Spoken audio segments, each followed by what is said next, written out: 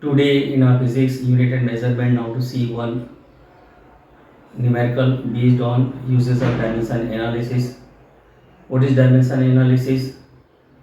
The method of obtaining the solution of problem by making use of dimension formula is called dimension analysis. There are three uses of dimension analysis. First, to obtain the unit of any physical quantity into two different system of units. Second, to check the dimension correctness, and third is to obtain the equation.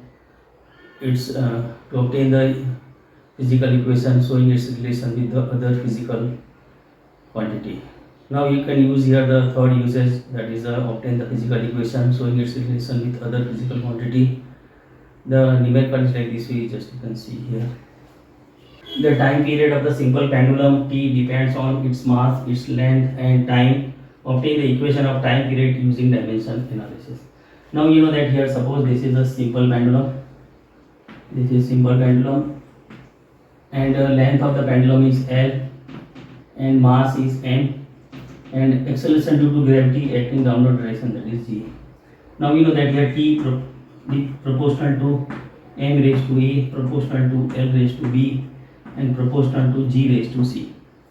Therefore T proportional to m raised to a, L raised to b and g raised to c. Therefore T is equal to k m raised to a, L raised to b and g raised to c, where k non-zero constant and a, b, c belongs to R. Now writing the dimension formula on both the sides, writing the dimension formula, dimensional formula on both sides.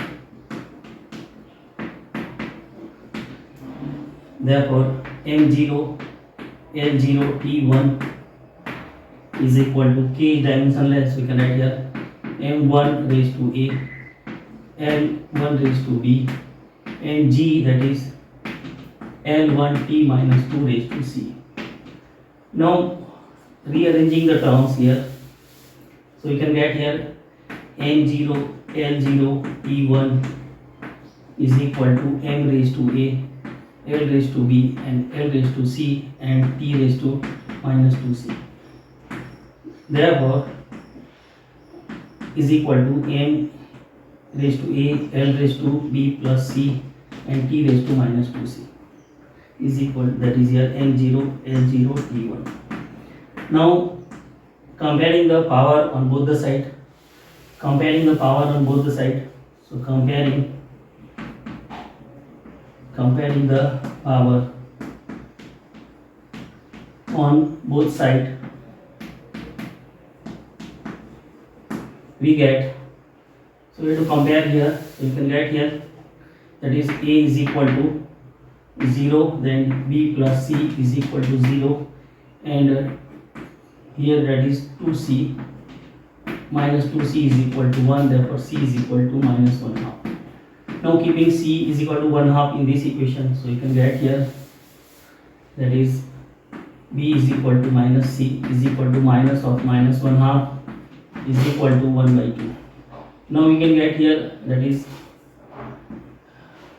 b is equal to 1 half, a is equal to 0 and c is equal to minus 1 half.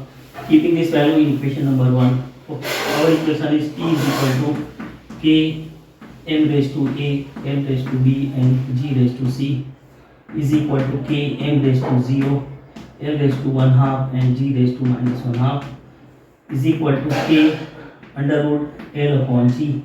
Now experimentally the value of the k is pi by, experimentally k is equal to 2 pi, so we can get here t is equal to 2 pi under root L upon g. So this is the required equation. So this way to understand this numerical. In this numerical, the time period depends on, that is mass, length and acceleration due to gravity. Therefore t proportional to L raised, therefore t proportional to m raised to a, proportional to L raised to b and proportional to g raised to c. Therefore t is equal to k m raised to a, L raised to b and g raised to c, where k non-zero constant a, b, c belongs to R. Now writing the dimension formula on both the side and simplifying the terms, and finally we can comparing its power, then at the last we will get here, that is a is equal to 0, b is equal to 1 half, and c is equal to minus 1 half. Keeping this value in equation number 1, and finally we can get here t is equal to k under root L upon g. K is equal to 2 pi experimentally, therefore t is equal to 2 pi under root L upon g. So this way to understand this numerical. Thank you very much.